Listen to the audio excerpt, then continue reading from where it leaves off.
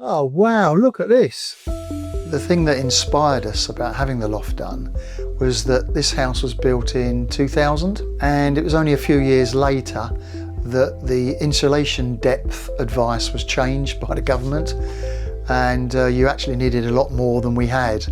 The communication from MK Loft Boarding was really good. They booked us in as quickly as possible, which was about 3 or 4 weeks because they're very busy. Then they arrived on the day, did a super job. I guess the challenges that we were hoping to solve was that the house seemed to lose quite a lot of heat, and there was a little bit of condensation forming upstairs as well.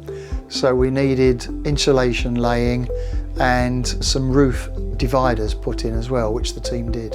Our experience with the team doing the project was really good. They were in and out in a day, did a great job. I really couldn't fault anything. The new loft space is going to allow us to store things much more than we have done in the past. Additional shelving was added as well as the insulation, and we can get organised upstairs now. I would recommend the service we've had today to anybody in the local area, because quite frankly they've done a great job. They've done a couple of extra things whilst they've been here, and all finished in a day, and it's a big loft.